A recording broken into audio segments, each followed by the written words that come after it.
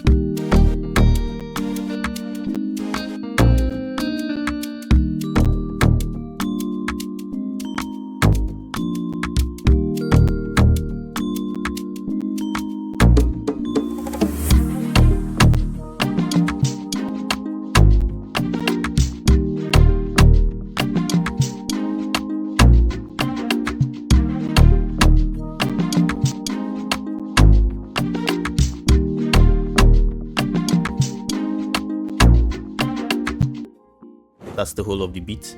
If you're a producer, you might find there could be a thing or two that you can still add to this beat to more or less flesh it out and make it more interesting, or you could leave it like this and allow the artist vocals to just fill out the empty pockets and make it a full beat. In any case, this is what we have, and this is what we're going to be working with. So as far as organization goes, from the little that I've done, as you can see here, I have all the drums up top. I have all the drums first, and then I have the main chord progression, and then I have other things following it, and then below we have the transition and the rolls. Alright, so let's get into organizing this beat. One of the things that's going to help you make your mixing faster is organization, session organization. If your session is really organized, then it's going to be easy for you to be able to locate where everything is, and for you to be able to navigate the session seamlessly. So we're going to go with first naming things. Please, if you're a producer, give things a name. Give them names, and give them the proper names, especially if you're going to be sending this beat out eventually, maybe to the artist who's going to be buying it from your beat store, or you're going to be sending it directly to a mix engineer who is going to mix the joints together with the vocals of the artist, whoever the artist is. So let's do this. We'll start with the pattern 1 and hear what the content of this pattern 1 is.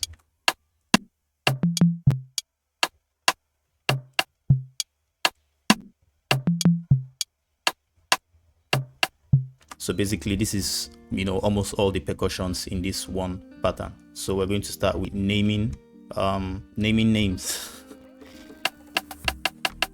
Okay, I'll just quickly I'll just do it off the top of my head, so you can rename them whatever you want to name them, but this one I'm just going to go with. So I'll call this rim 1, and then color code it, give it maybe this color so I can easily identify which ones are percussions and which ones are, you know, melodic instruments.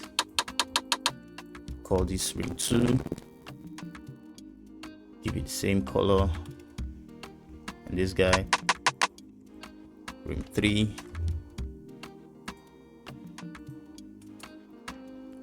You get the idea.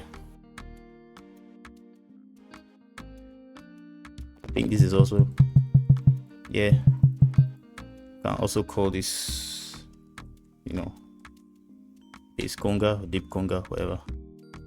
So quickly, there's something I'd like to point out, something I learned recently from watching one of producer Micah's tutorial videos, and that's this, how to do this. Listen to this guy right here.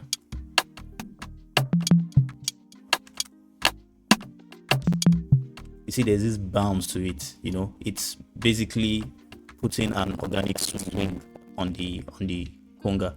If you watch, if I put this to line, you see that it's not exactly on the grid. It's not exactly on the grid, and I've done that on purpose to give it that, you know, that nice bounce. It's different from when you have it like this. So I'll just copy this.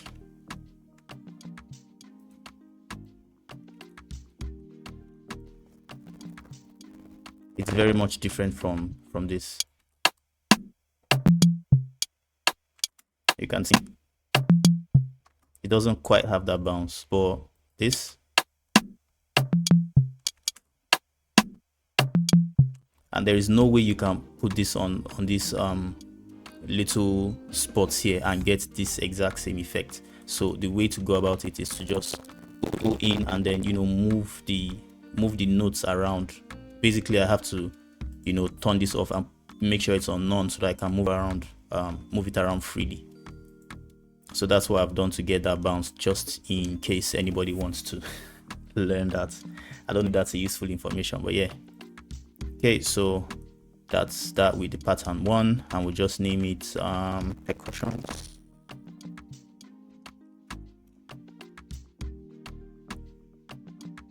And pattern 2 is, you know, basically the same. It's just I've added an extra note here, so we're going to call this percussions 2, and we'll move on from there. Yeah. And this is the chords basically, and for these chords I hand played them. I didn't use my mouse. I hand played them, so I left them unquantized. You can see this is the grid line right here, and you know, I've just left them the way I played them, and also left the velocity, you know, just the way I played it. So basically no quantizing, to give it that very human feel. And this is from Analog Labs. So I'll just name that chords and give it a color. Let's give it this color, which is what I like to use. Oh boy.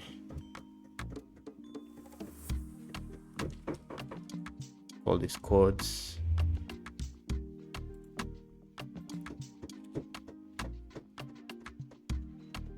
Then the next we have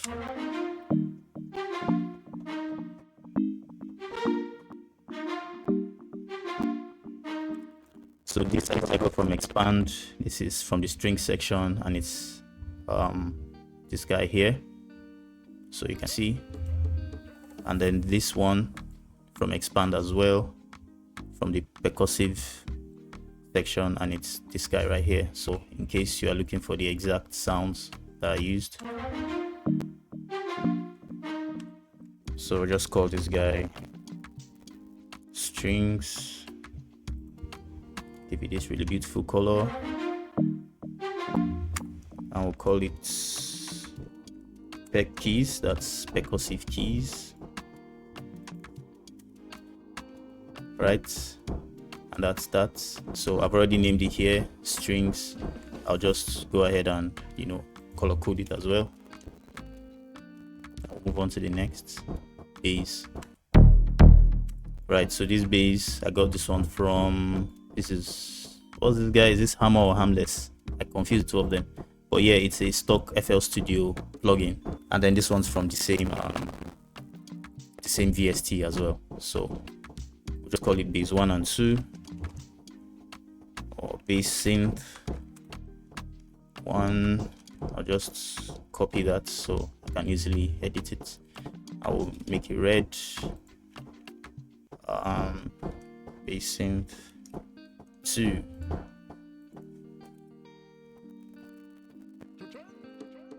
That's the base. Let's change the color right here. And now this is the second base. Now this is a more legato base, and this is from GMS.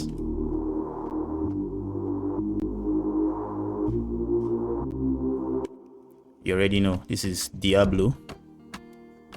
If you make a lot of Amapiano, then you should know this base.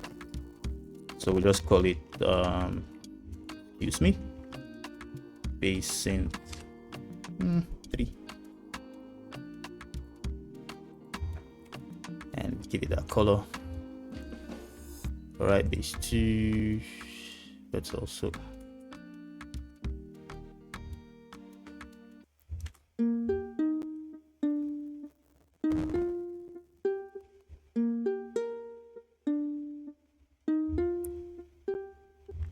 this is not my main top line. The main top line is something else, but then this kind of gives, you know, like a counter melody effect, and it's from the guitars section of Expand Ukulele.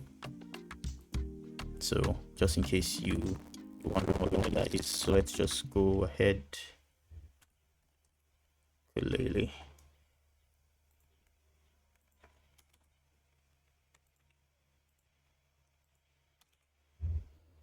And the next,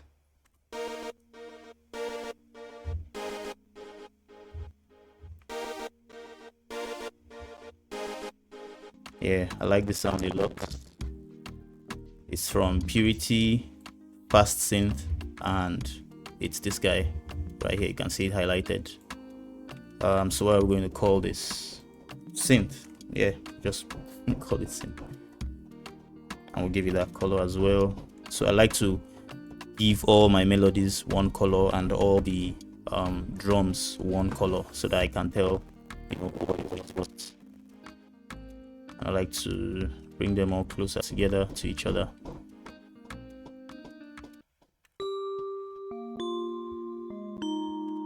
It's from Expand, and it's bells, and it's this guy here. So that one should be as easy. Just name it bells, give it the same color. Okay, to go. Yeah, this is my main melody line, and it's from Flex Essential Guitars, and it's this one right here.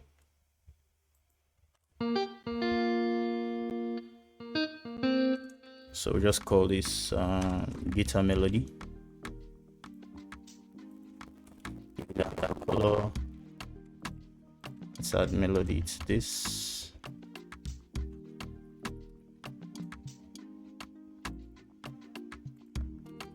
And the next. I like the sound, and it's from Analog Labs. So I just call these dreamy chords. Let's call it that, because it feels dreamy. Okay, I will rename it as well. Dreamy chords. So now let's bring all of the instruments closer to each other. Base 3. Okay, now for all of these loops and stuff, I didn't quite use the loops the way, you know, the way they are. I chopped them, as you can see, as you can tell. For this one, this basically the 110 shaker, a very popular shaker. So I've left that one untouched, and this guy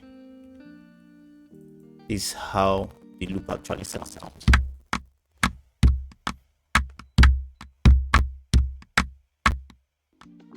Yeah, but in the context of the music, this is how I've decided to use it.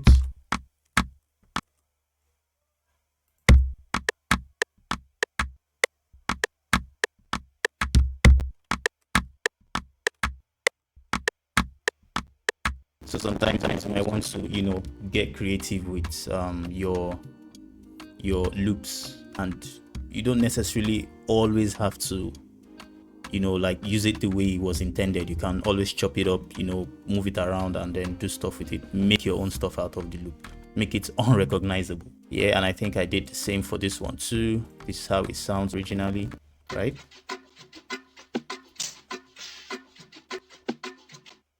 But then here's how I've used it.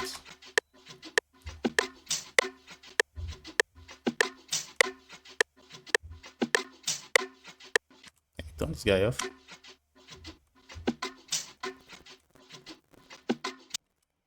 Yeah, and then together with the other guy.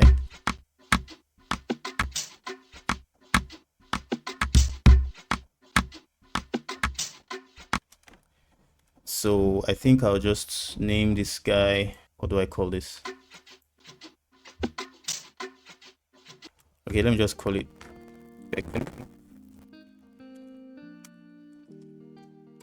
Peck loop 1, and we'll just give all the loops a different color.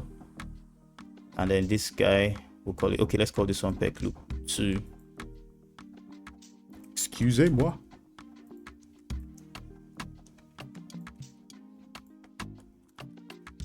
Peck loop 2, and call this guy,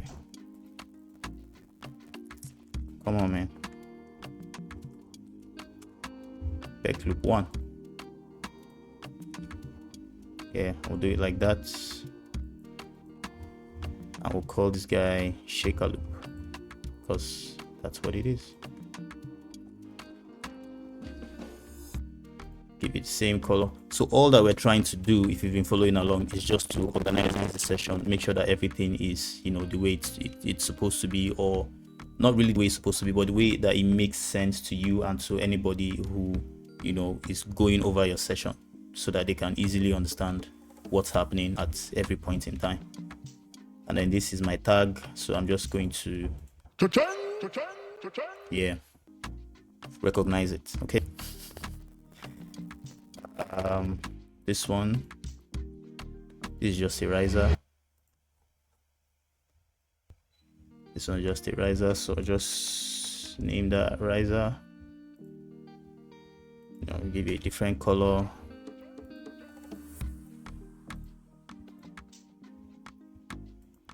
I think there are 2 risers, so I'll give this guy riser 1.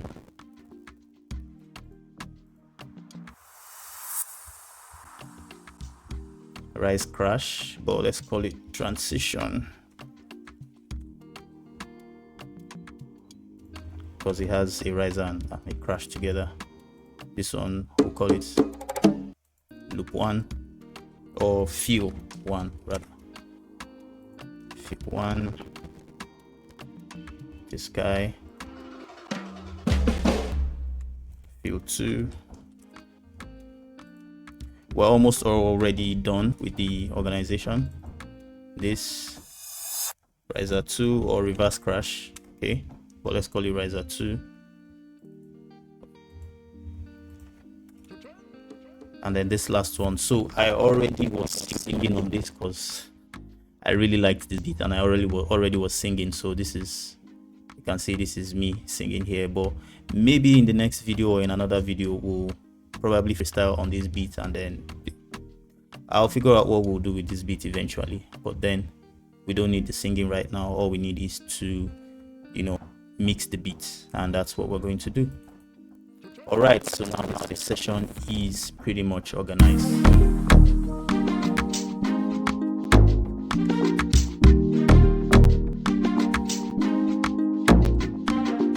So now we have almost everything laid out properly, and you can see how it appears here. So now the next thing that we want to do, why this is important, is so that when we pull all of this into the mixer, it stays this way. It retains the color, it retains the name, you know, of each of the channels, so that you don't have to go into the mixer and start doing all of that, or you don't get confused, especially when you have like a large session. So this takes a lot of work and guessing game out of the equation. Yes, it's a lot to do. It can be pretty stressful to do, but then once you've done it, do it once and forget about it, and have the rest of your session or your mixing session is just a breeze. So yeah, we've done all that. So we're going to highlight everything. Let me remove this one, and I'm not going to send this guy to the mixer, so I'll just deselect it and then take the rest of it, go to the mixer, go to insert one, and then do Control Shift L, and voila, you have everything imported into the mixer straight up, looking beautiful. Now you know these are your percussions, these are your loops, this is the bass, this is the tag, which shouldn't be here actually. I already made that mistake, but yeah, the tag shouldn't be here. Maybe it should be, you know, back towards the end. I'll just move it out of the way. Yeah, so let's just leave it here.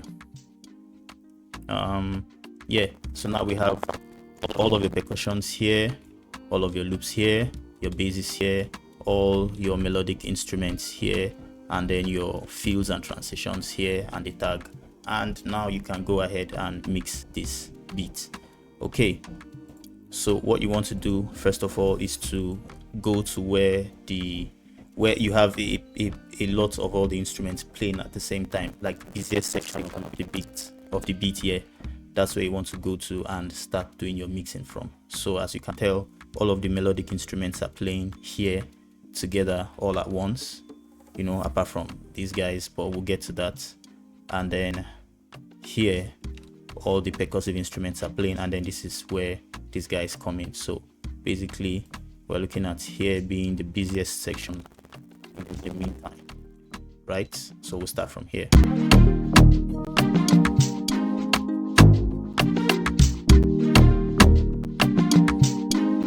Now the very first thing you want to do when mixing your beat is to gain stage. Now essentially what gain staging means is controlling the levels of things so that they are not too hot and they are not going to be causing any kind of distortion or clipping. So if there are sounds that are too high in volume, you bring them down, and if there are sounds that are too quiet in volume, you bring them up to a designated level before even touching any of these faders. So what these faders are going to be used for is balancing the sounds, you know, balancing each of the instruments against each other so that they feel tight, you know, they complement each other, so to say.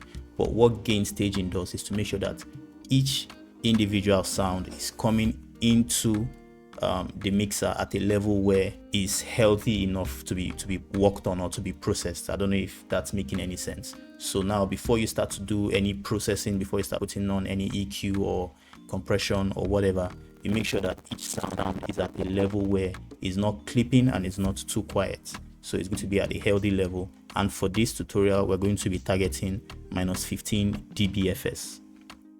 Right, we're going to be targeting -15. At -15, your signal is really at a very healthy level. I'm targeting -15 because for each of the instruments, because by the time they all play together, all of the volumes and the peak and the transients, everything that are going to be hitting at once is going to be pushing the collective sound beyond -15, right? But then it's not going to push it to the point where it's getting to 0 and then crossing over 0, because once it gets to 0, you no longer have any headroom, you know, to work with, and then you are looking at clipping or distortion. So that's why we're going to be targeting -15 for each of them coming into the mixer. So the first place to start, now if you notice, I don't have a kick on this beat that I've made, and that's because I'm going to be using this guy right here as the kick. This is going to be serving as the kick, this guy right here. So this is what I'm going to be looking for, and I'm going to take this as the loudest hit in this beat. So let's see, it's on insert 9. So we're going to start here and solo insert 9. Usually if I have a dedicated kick, it's going to be the first in the chain and then I'll start from there. But since I'm using this as the kick, we'll be starting with this guy. So you can see where we are hitting, right here. This is almost at -6. So I'm going to turn it down. Now what I would advise when you are turning down, if it's too low, if you feel like you cannot hear the instrument anymore, then turn up your audio interface, turn up your speakers, because that's the only other option I can give to you. Do not, turn up the volume here for you to be able to hear it. Just turn up your speakers so you can hear it a lot better. So we're going to start with pulling this down till we get the desired level that we're looking for. So like I said, -15. You can see I already turned it down a little bit, but we'll have to turn it down some more.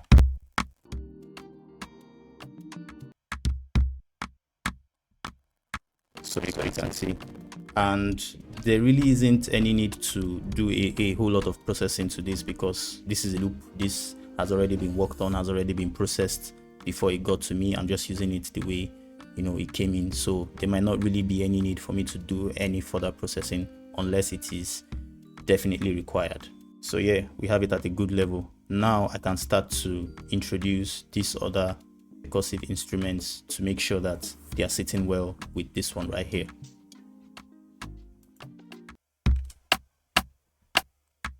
You can see how loud this one is, right? So we're going to go in and pull it down. You can go in individually, pull everything down to -15, and I think that's the approach we should take. So we'll just go in, pull down everything to -15, and then we'll start to balance each of the sounds out with the faders. Let's quickly do that.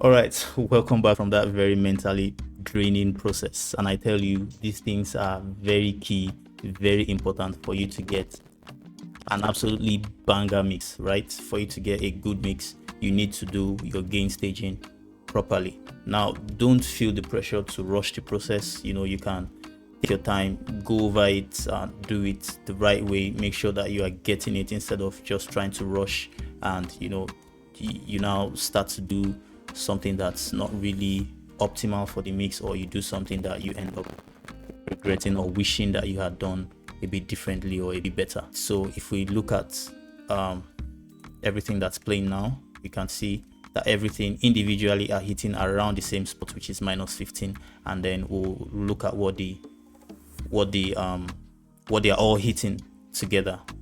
Let's go.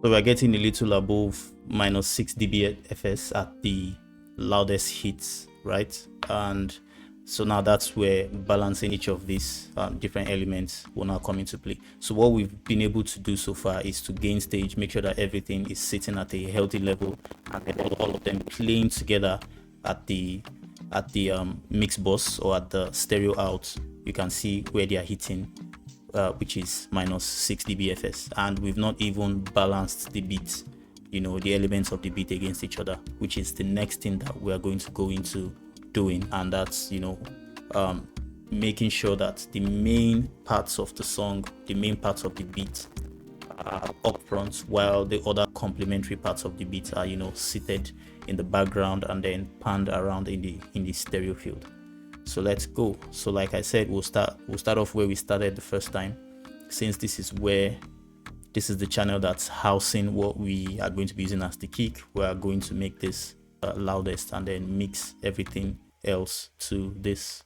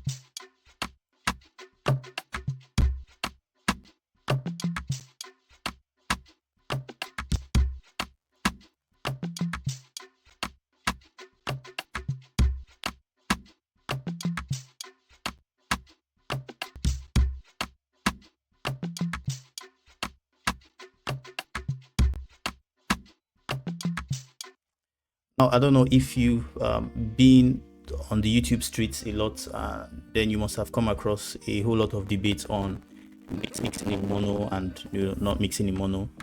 A lot of engineers feel like the audio world has moved on from mono, so there's no point mixing in mono. But when I'm balancing things, I like to always reference in mono. The reason I do that is to know which elements I'm giving prominence, or when everything is summed up together, you tend to know what elements are the loudest and what elements are a lot quieter in the beats, so that it can help you really balance out, because these levels are not final. You've brought them down here, or I may have brought them down here, but then they are not always final at these levels. There's always room to come in and move them around a little bit to get a new level or a better mix altogether. So that's what I'm going to do now. We have a decent mix going, but then I want to check in mono, and the way I'm going to do that is to merge this stereo separation, merge it to 100%, so it collapses everything into mono, and then I can now hear what I am doing, or which instruments have a lot more prominence.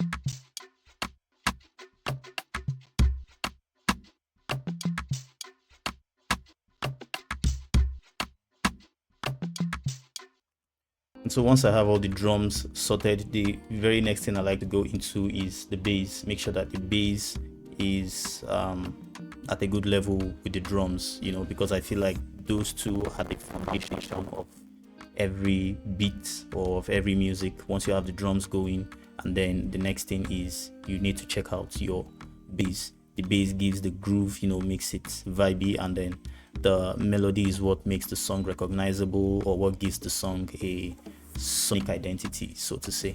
But then the bass is next.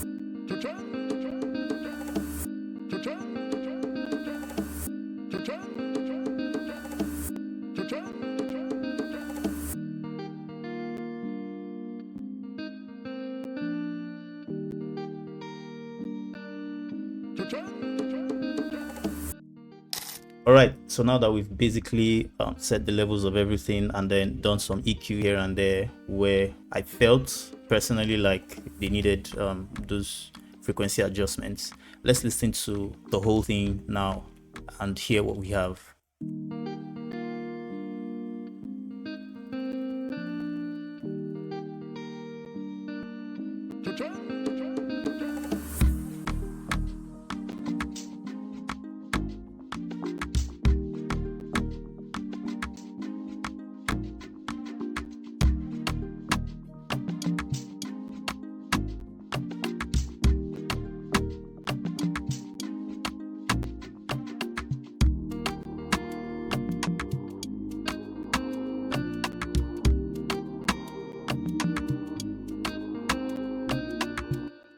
All right, so there you have it.